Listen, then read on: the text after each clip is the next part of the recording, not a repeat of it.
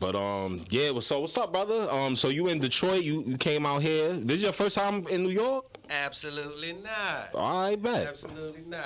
I lived on Long Island in the '90s. Oh, that's fire. Yeah, and I was over at Chuck D and them studio with the Bomb Squad, and they was gonna show me some love and work with me, but I was unable to maintain, my status quo. New York is a little bit different from the D, and I was shell shocked when it came to the economy. So I ran back home in like 30 days and got it in and got to the bag back in the mid. You know what I'm talking about? Trust me, I know exactly what you mean. We just, at end of last year, we got named as the world's most expensive city. I've been saying this for 15 years, but it's official. We are the world's most expensive city, so it's crazy. Man, I didn't know better, man. I came out here with like $1,500. That shit was gone in 2 minutes. It's crazy, yo. Talking about moving to New York with $1,500. I feel like the people that leave New York are smart. Like, I feel like, me staying in here, the longer I stay, I feel like I'm the laughing stock or something. Like, no, man, it's a beautiful place, man. But for me, you know what I'm saying, you got to be built for this New York shit, man. You know what I'm saying? Like, for me, I take what Biggie said, great place to visit, you feel me? But I can't get down right. You like that here, you feel me? It's too expensive. Well, I could tell you're an OG. You've been doing this since the 90s. How long have you been doing it? Like, if you could put, not putting your age out there, but how long you been pursuing the artistry? No, I'm a 50-piece, man. I'm proud of it, bro. Oh, damn. Yeah. You look my age, fam. Respectfully. Thank you, sir. I was just telling Big B1, like, we the first gen of hip-hop, so if we ain't got a lane, nobody should have a lane, you feel me? Because we brought it in the door, but getting back to what you said, professionally, since I was like, I want to say like 16 professionally, but I've been writing since I was like 11. You know what I mean? That's fire. Yeah. So, what made you want to pursue music? Like, what was your when did you first? I want to do this. What was the moment? What happened? It kind of just fell in my lap. Like, I used to consider myself a b-boy dancer, right? I thought I could break dance, right? So, I grew up entertaining my family. We used to dance on Easter, go to the kiddie discos, and, I thought I could bust a move. So by the time I was in the 7th grade, I challenged the guy, and he basically swept the floor with my ass, you know what I'm saying, and beat me in breakdance. Wow. So I was crushed because it was a lot of young ladies, and we was in middle school, and, I just got humiliated in front of everybody. So I was like, all right, bro, you beat me in breakdancing, so come back tomorrow, you can write a rap, I'm going to go home and write a rap, we're going to battle this out. You know what I'm saying? Whoever win that, winner take all. For your young man pride, I feel you. Yeah, because it was some lovely ladies, and I had to redeem myself. That's what's up. So next day, we came back to school. Long story short, I wrote a rap, he didn't.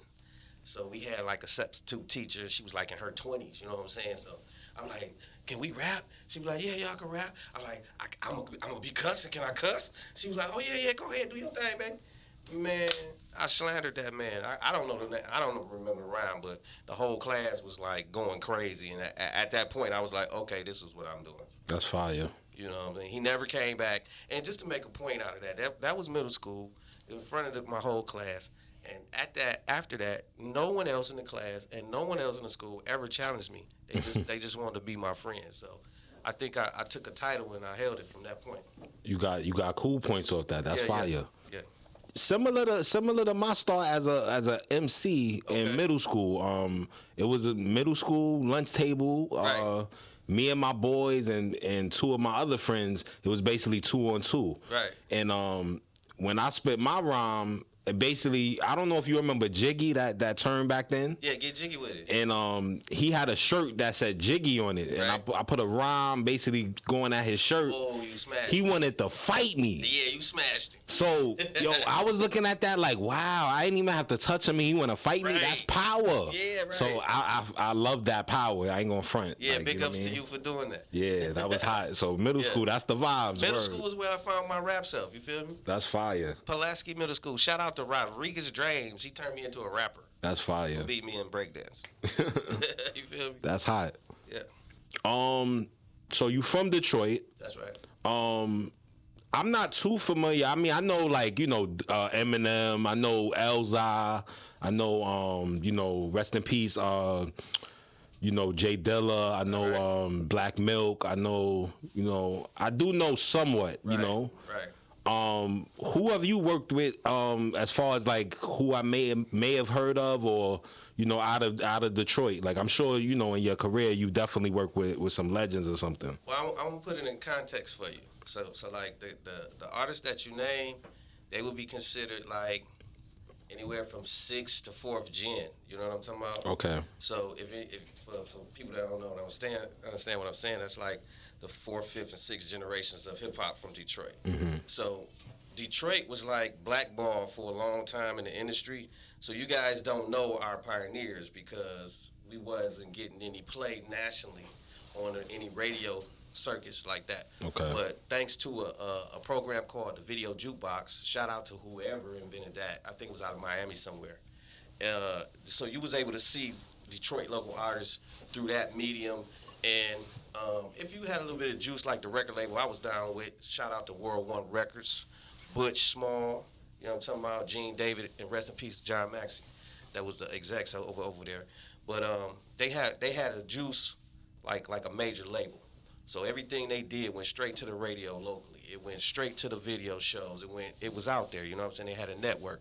So basically I came up like, it could be argued whether it was first gen or second gen, but the cats I came up with was like Chaos and Maestro. You know what I'm saying? You got to Google those cats. Go on YouTube, and you're going to see videos. Like, we was doing it. That's you know fine. Like, I'm the first guy in a video. Like, when they walk up, my name back then was D-Mac Moheen. So if you I got my phone right now. What video? I'm going to have to Google it right now. Maestro on the Flex. It's MYSTRO on the Flex. And when as soon as it come on, I'm the first guy. Like they actually introduced me in the video. You feel me? So, but we had cats like Detroit's Most Wanted, Rap Mafia, Smiley and Her Business, J to the D, B Def and Poncho. This is like the first rap cats, right? Okay. That was getting juice and airplay. But I'm gonna take it a little bit back further. Before the airplay is a cat by the name of Isham Smith. He was the most successful independent rapper in Detroit history. This guy went platinum independent. Nice. You feel me? Not off multiple projects. Like one of his projects, Dead Flowers, that one went platinum by itself. So, from the background of Motown, we had a rich music history. So there's a lot of people doing hip hop, but nobody else knew about it. And a very, very few of it had industry standard sound. So that's another reason why we didn't get a lot of respect for our hip hop. Right. And we had a different sound. We didn't sound like nobody else. So from the fact that we had like poor quality sonics and a lot of people was just not giving us our shot, y'all don't know those cats. You know what I'm saying? So basically what M did is if you're a realist and a true hip hop historian from the D, we would consider M breaking that barrier and opening that door for us. Right. So it's more important to him just being a white boy. It ain't about that. Like, you can't fuck with M because M brought the industry to Detroit. You feel what I'm saying? Like, everybody prior to him had a rough time trying to get a deal. We had a few people to get through the cracks, but they never was able to maintain and sustain or reach that level of celebrity or stardom. You know what I'm saying? But you had cats from local areas like MC Breed. He was the first breakout hip-hop artist from the Midwest. That's fine. So, but we was coming up at the same time of MC Breed. MC Breed, I heard of. Yeah. That's a fact. Yeah, because he had a major record deal, but he was out of Flint. He wasn't from Detroit. Oh, all right. So that was the Flint-Detroit connection, DFC. Okay. So if you was from Flint, Grand Rapids, or Kalamazoo, you got a record deal. If you was like, I'm from Motown, Detroit, no, you didn't get a record deal. So just to prove that point, is a cat named Robert S. This was the first artist to be signed by a major label from the Detroit area. He was on, I believe, Profile Records. He had the Bomb Squad production. He was considered the first Detroit artist to have a major record deal. But nobody never heard of that guy. And he wasn't from Detroit. He was from Grand Rapids. But that's my guy, Robert S. Womack. Shout out to Robert S. But Detroit is like the name, you feel what I'm saying? Word. Yeah. Like, as far as like, But these is cats, y'all never heard of these cats. Like, Robert S. He a politician now, Grand Rapids. He like the man. That's what's up. He on his own radio station. Fire. But at the end of the day, y'all don't know these cats. But you know, these the cats I came up with. I'm like an ancient alien in hip hop, Detroit hip hop. That's fire. You're a historian yourself, man. Yeah. That's hot. Living historian. Yeah, That's hot. I do it. I did it. That's fire. Yeah. And y'all the music capital. People don't know that. Detroit, you know what I mean? Motown.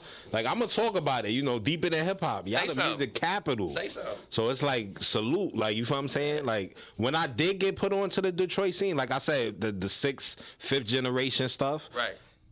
I fucked with that. Like, you feel what I'm saying? I ain't going to front. By that time, it had an established sound by that time. Yeah, I like that shit. By that time, you had cats that was so mad at the rest of the industry. And that's what I heard. That we aggression, had to be better than everybody else, lyrically, production-wise, everything. So, you know, you had cats that was real hungry by that time. So everybody you name, Guilty Simpson, Black Milk, J Dilla, all of them, you know, they had an angst about them because they was feeling the disrespect. You feel me?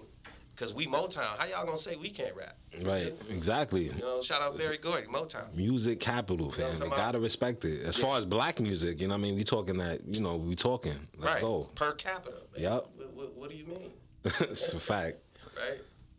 Facts. Damn, what was I about to ask you? Not even gonna ask you, but you triggered something, J Dilla. Right. When I was coming up, you know, I didn't realize, you know, why he was getting so much love, you know what I mean? Mm-hmm. But his passion, and you know who he worked with, but his passion, the brother was on his deathbed, his mother massaged his hands. He had arthritis on his hands. His mother massaged. He making beats till he died, fam. It's two words that come to mind when you say J Dilla. What's up? Unorthodox. Mm-hmm. Extraordinary. Mm-hmm. Period. Definitely. Unorthodox. Extraordinary. This man took the passion of the game to his grave, baby. Yep. Literally, though, for real. To the grave. And influenced and sparked a genre of music that he never really got the credit, like real nigga shit. Yeah, you right. Credit. You right though. You know what I'm saying? But the industry knew him. Yeah. Like it's a coin phrase I say. I'm a celebrity. Like if you do something in our industry, it's a small world, and if you've been doing it for a minute, you know me. You know who I am. Right. But the public don't know me. You know what I'm saying? So that's how it kind of was with J Dilla. Like all the made artists was seeking him in the industry. So the artists, the celebrities knew who he was, and they needed to have that sound. But they wasn't really giving him the credit that he should have got, so people would know, oh, this nigga from Detroit. You know what I'm saying? Right. This nigga influenced all of these other, like, he influenced people that's billionaires now, bro. Like, he tutelaged, like, mentored major guys in the game, you know, coming up. Super I'm talking facts. about producers and yeah, shit. You know super facts. Like Black, I said Black Milk. Like I ain't gonna front. When he first came out, they were saying like that's J Dilla's son. Like, oh yeah. He, you know, like that was that camp. That was literally, yeah, the Black style Milk, and all that. Guilty Simpson, all of them, yeah, all facts. Them guys. Fat Cat, all them guys. Damn, what was the group I liked from? What was the group? No, not Slum Village, I'm talking about out of the Guilty Simpson and them. Was it the Five Elements? Damn, what was the joint? It was he was albino and it was another cat. It was like a 2-man group. They was from Detroit too. Oh yeah, I can't remember. I forgot their names off top. Damn, yo, but it was under like Black Milk, Guilty Simpson. Was it the Mountain Dwellers or some shit like that? It was some kind of abstract hip hop name. Yeah, it was an abstract name. Yeah. I forgot off top. I know. But they was official. Yeah, I can't remember. You right? Like official. That whole era, because I was working Music Choice, so I was really expanding. Right. Yeah, at that time, you know what I mean? 2008, 2006, 2008 window. Right. So that's the Detroit era. You feel what I'm saying? I was really locked in. No doubt. It's like, a good era I fell in love with Elzhi, fam. I fell in love. Elzhi, to me, is one of the greatest underrated lyricists of all time. Village, right? Yes, from Slum Village. Yes. Okay. Yes. On that. And he was a quiet member. He's not even original, but that's a whole nother. I know some history. Yeah. I know some history, fam. Yeah, they had to put him in off the reserve bench. You know what I'm talking about? And he took that spot. But I got a track with Elzhi. Me and Elzai is on the same project that me and Breed is on. Wow. Also, Young Noble from the Outlaws, he's on that project, as well as Mastermind, who came from the Esham camp. Like really, man, Esham don't get his credit, bro. Like he spawned a whole genre of music that everybody else taking credit for. But at the end of the day, that boy he was one of the biggest influences for Eminem. I just Googled him too, so I'm gonna ride out on the way back and get in tune with him. Esham Smith, it's an acquired taste. That's my guy. I went to middle school with that guy. That's my homie. But his music is not. It's an acquired taste. It's not gonna be for everybody. But that boy got units under his belt. You know what I'm talking about? He moved units. Yo, I don't want to cut it short. I want to get into some music of yours, man. We got a record from you. Do it. Called Mardi Gras. It's a Mardi Gras, baby.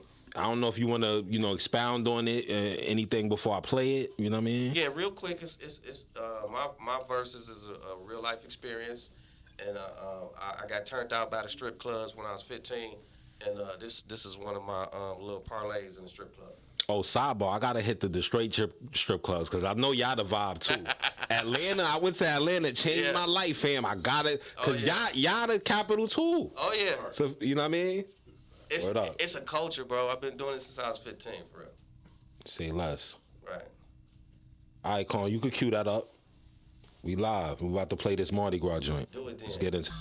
Yeah, that was fire. Appreciate you, baby. It's fire. Thank you. Definitely dope. That's what's up. I'm gonna have the beat play a little bit while we talking. Like, you heard? Okay. He said, well, I ain't even give you the instrumental. How he got the beat? Don't worry about it. We do magic over here inside My Check Radio. Don't worry. They call it due diligence. Word up. Yeah. But nah, this fire, B. I like I'm into heavy basses too. Oh yeah. You know what I mean? So I fuck with that. You know what I mean? I could definitely see that in the strip clubs going crazy. You feel what I'm saying? Yeah, that's the goal, man. That's the goal. That's what's up. Get everybody shaking their ass to it. That's dope. Yeah. I know off the camera, I was letting y'all know. I did know a cousin of y'all's, Grand Rapids. I know Detroit cousins of Grand Rapids. Yeah. My man Petey Quillen, the boxer, pro boxer. Right. I met him when he was 3-0. That's still a friend to today. Good brother, very humble. Just an overall good brother. You feel what I'm saying? For real. So you know what I mean. I got a little ties to the D and all that, Michigan and all that. You feel me? Yeah, I appreciate it. It's like I got a little bit of ties to the NY, the Big Apple, baby. 30 days on Long Island, I made it. Wow, yo, I just remember something random. When I was in elementary school, University of Michigan, they had the Wolverines or some shit. That's it.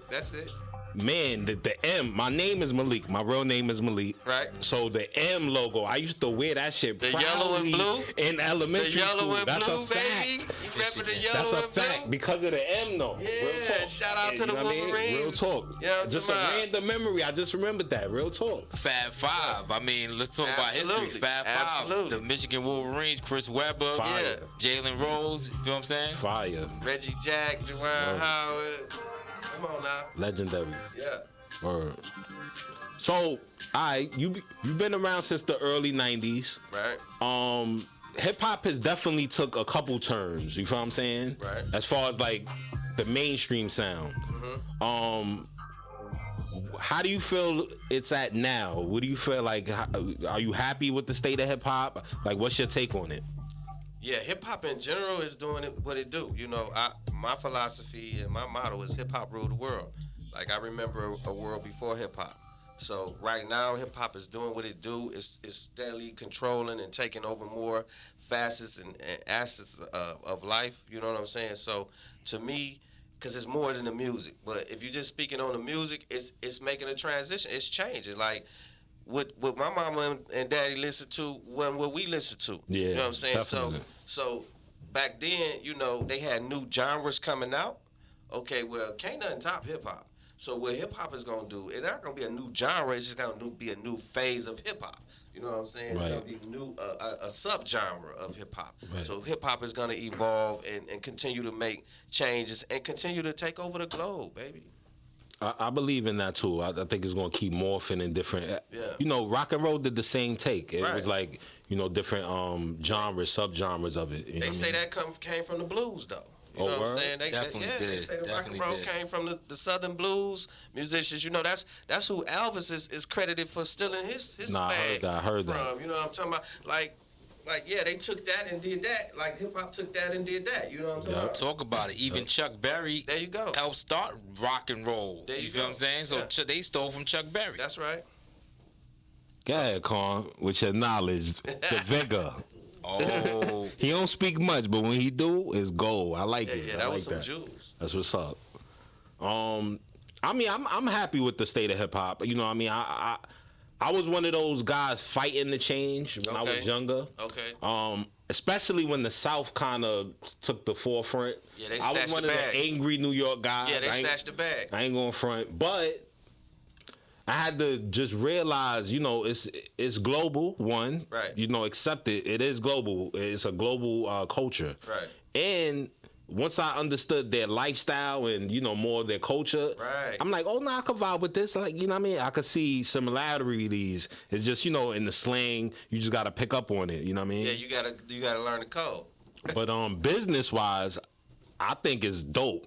They set a different precedent business-wise. Yeah, it's dope now. It's like so many outlets you could, you know what I mean, monetize now. Mm-hmm. You can make money not even making music. You know what I mean? I ain't saying don't do that, but I'm just saying like it's so many ways to like generate now. You feel what I'm saying? Right. With the social media, you could really reach the fans directly now, as opposed to like, you know, having to use radio outlets. Yeah. No disrespect to radio. I am radio, but it's so many other platforms. You feel what I'm saying? Right, but just like what you just said though, like radio, but you a different morph of radio. It's evolved. You know what I'm saying? Definitely. That's going to continue to evolve. So everything is going to change. Definitely. You know what I'm saying? But like how I feel about New York and hip hop, like this is just my opinion as far as how I think New Yorkers should feel. Like I'm just gonna tell y'all how y'all should feel. Got it. But y'all birthed it, right? So you know what I'm saying? As a proud parent of something that changed the world, you should only just take back and look at perspective and just be happy of something that came here from here that was said that wasn't gonna last, that's still here. Right, you right. I never thought. When I was trying to do hip hop, when studio time was $60 an hour, and a 24 track 2-inch reel was $250, they was saying hip hop wasn't gonna make it, and I was spending my hard earned money out of my pocket thinking otherwise. So I'm appreciative right now that I can still get whatever little bit of coins I'm getting off of it. You know what I'm talking about? Over what you love too. That's right. That's key. That's right. I like that proud parent saying that for hip hop, like as us being proud parents. Just to say that real quick, that's a dope way of speaking on it. Cause then it make me feel like, you know what? These are our children of hip hop, of the culture. So. And your grandkids, and your great grandkids. You know what I'm talking about? It's generational now. Right. That's a fact. It's definitely a fact. So yeah, good perspective, yo. That's interesting. That's dope. I'm gonna try to pitch that to the artists in the studio and shit. Like, you know what I mean? You get that mindset. You know what I mean? A very talented guy from Detroit says. Word. That's we real should feel shit. like proud parents. That's fire. Nah, real shit though. Yeah. Facts. I like that. That when you said that, I said, wow, I never looked at it that way. I should never feel a way, even though I don't now anyway. But I was like him in a way, feeling some kind of way a little bit, like, you know. But this makes a lot of sense what you said. I think that would have upset everybody, but more so y'all the most, as if it had died out, right? Like if it wasn't around today, like then that's something to bitch about. Yeah, definitely. Like what's the state of hip hop? It's dead for real. Like, oh fuck, you know what I'm saying? But it's still here, baby. It's still paying bills. And there's different lanes too. There's different expressions of it. Right. Word. Absolutely. You like the drill, the new drill style that they got out? I'm definitely bobbing my head to that shit, man. You can't. When something has a force to be reckoned with, it's not gonna be denied. Like if you fuck with it for real, like hell yeah. I mean, starting from Chief Keef, going all the way back. You know what I'm talking about? Yeah. That whole movement, man. It made you do this. If it didn't, you don't like music. Right. Exactly. You know what I'm saying? Whether you got it from the music or whether you was actually trying to figure out what they were saying. Right. You know what I'm saying? But other than that, man, hell yeah, drill is just another another mutated form of a subgenre of hip hop that was created in New York. It's a cousin. We having a little debate amongst my circle of friends with the whole drill. I got a certain faction that's like, they're against the drill. They feel like we stole it from Chicago and you know didn't really tweak it. I heard that. And then it's another faction that's actually kind of what you said with the proud parent thing, where we started the hip hop, right, and it morphed elsewhere, but is ultimately influenced by what we created. Absolutely. So I kind of like that perspective. Like, why not borrow a bag that was borrowed from you in the first place? I kind of like that perspective. That's real. Take it back and put your twist on it. You know what I'm saying? Yep. I mean, I think we've done that, but we have, you know, it was a Chicago, you know what I mean, style, you know what I'm saying? Right. And then Brooklyn kind of did they thing. They kind of took the Chicago style. They didn't really tweak it. Right. The Bronx is kind of fusing everything. They got the UK beats with I can't front. It's like a New York way of doing the drill. It's a New York way. So I'm going to give you an example of everything we just said, right? What's up? Who started crunk music? Crunk music. Crunk music. Beer, to the club. I don't know who started it, but I know like Little John, he was like a purveyor of it. Well, it could be argued that it came out of Memphis.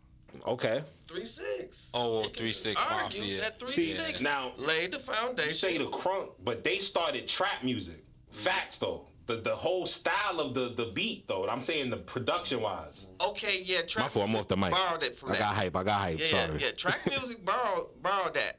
But if you go back, okay, because it's a guy out called right now, Deuce Duke. Mm-hmm. He got a record called Crunk Ain't Dead. He from Memphis. Okay. He fuck with all the 3-6, the whole Memphis movement. So and his statement is that we own a piece of this title too of this genre. Yeah, you could say Lil Jon invented it and blew it up or whatever you want to say, but it was there. Essence of it was there before, prior to Lil Jon. So it's the same thing with drill. You know what I'm saying? Yeah, drill coming out of Chicago, but if New York take drill and put a spin on it and do something with it, if it's liked by the masses, if people can relate, let's make money. It's music, yo. I feel your mindset, fam. I definitely, because definitely we can't be on. That's old school mentality. It really is. It's a big world. We could all eat. We'll never keep growing this thing if we try to limit it to what we want. I'm glad I heard your perspective. Nah, man, you make the not us say per se, but the grumpy uncles and all that, like they got to be easy now, because that makes a lot of sense. You can't be grumpy. Be proud. At right. a point. Yeah. What they used to tell us, they say the children were the future. What they was telling us when we was children, right? So it didn't sink in. And some people didn't even realize. But now that we grown men and we run in the country, we run in the world, the children are still the future. Yep. So whether we relate to their mix or take on it or not, we gotta support it, because that's gonna keep our bags full. Yep. That's a fact. I really appreciate that, man. That was wisdom right there, for real. Nah, he put everything in a great perspective. You know what I mean? Made it understandable and digestible for everybody. All ages should understand and comprehend that. Appreciate it. Before we wrap up, what you got on the horizon this year? What's going on for 2022? Man, we working like we hustlers. You said the Motor City, the Motown was the music capital. It is. Well, I coined it. It's the hustle capital, right? So we got multiple bags working at the same time. I'm out here with Joe the Boss, aka B1 in the building.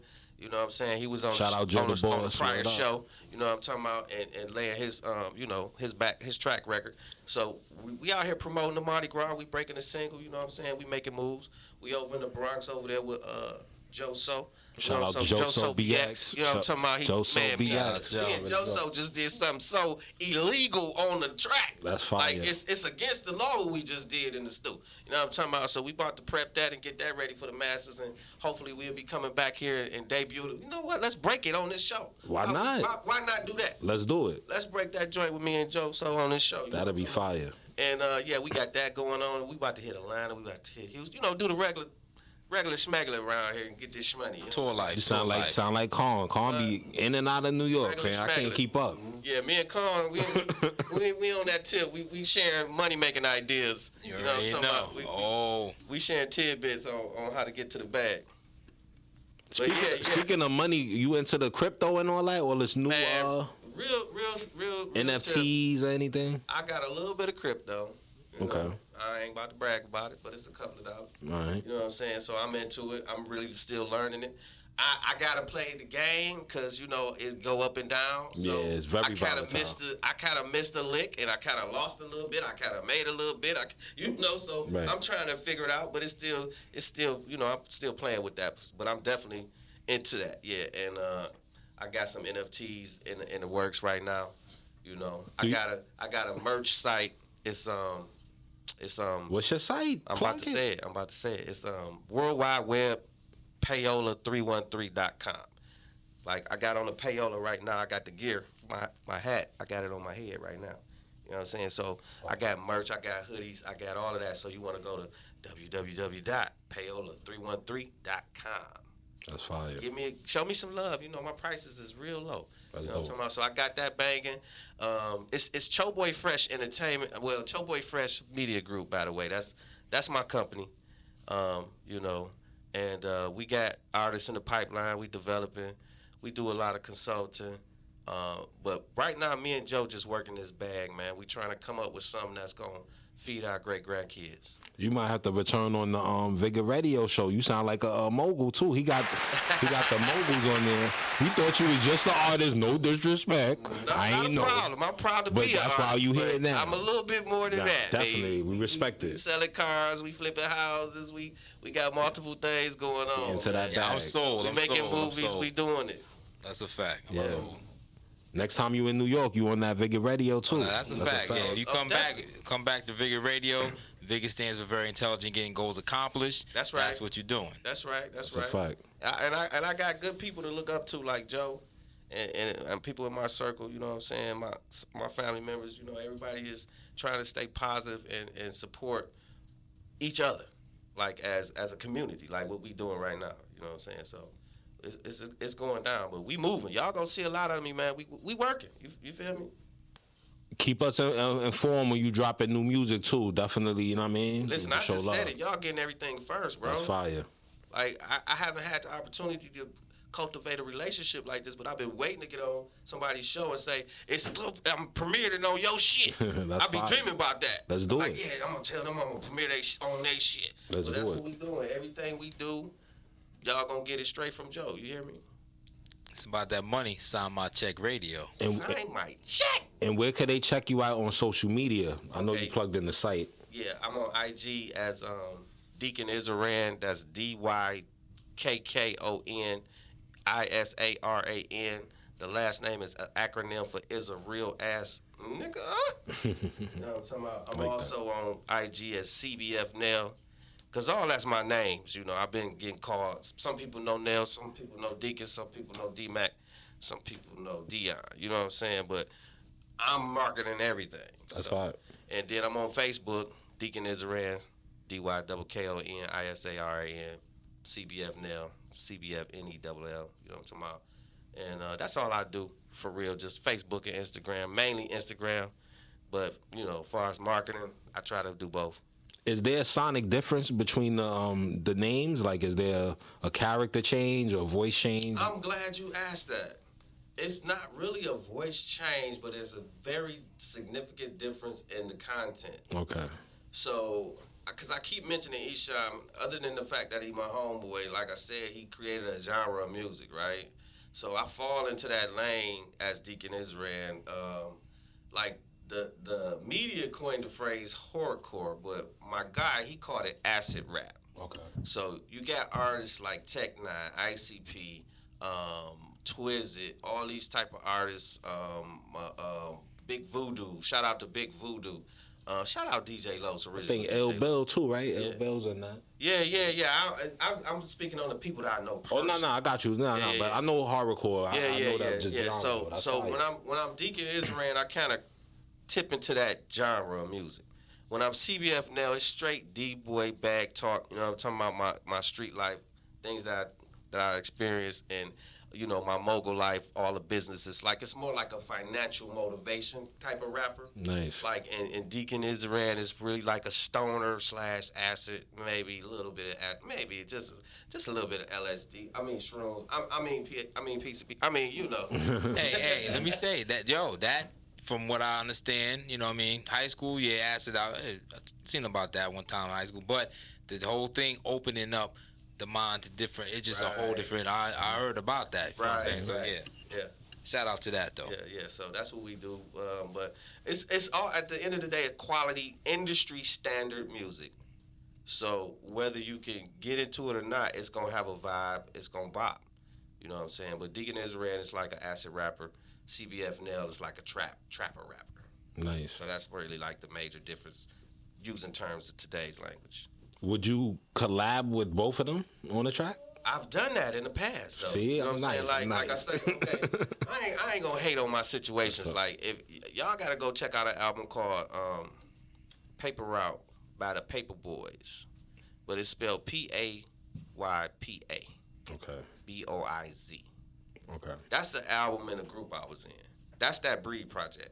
You want to listen to that album? Real talk. That's got production by DJ Lee and Swan, which is a member of the 12 Tech Mob. That's got music by Kerry Clark. He's a very profound musician from Detroit. And everybody I named got credits and plaques on placements, you feel me? That's fine. So Swan got plaques from Eminem because he helped him out in a real tight bind when he was over here in New York. So Swan got platinum plaques. You know what I'm talking about? So Swan is one of my best friends, one of my little brothers. So I got mad production from him. It's on that album. You know what I mean? So check that out. Also, check out a company called Fallen Angels Entertainment. That's more so the acid rap type of rap. Okay. You know what I mean? A guy named Dice. This is my background and my tutelage and upbringing through the music. So it's like different styles of music. If everything I've ever done to date is still being distributed digitally from 1992. That's fine. So if you really want to get into it and do your research, it's a ton of music out there and you'll hear my evolution of sound as I came up. That's fire. Now I got research. I got research to do. I like doing homework. Yeah, and it's gonna be slightly entertaining. Slightly entertaining. That's fire. Especially if you go to YouTube and get the visuals, because you'll get to see the Detroit lifestyle that's so fabled in the industry and throughout the world. Like top 10 Adidas, you're gonna see people wearing Cardis. This is in the 80s and 90s though. You're gonna see where the foundation of it comes from. That's fire. So yeah, we had a blast, man. Detroit players, you know, I be knowing. Yeah, we the hustlers, baby. Hustle capital. Word up. Joseph, what you know about that? Hey, Word up. Said it the best. Yeah. Real shit though. Said it the best. Smooth too. But again, man, I'm so happy to be here.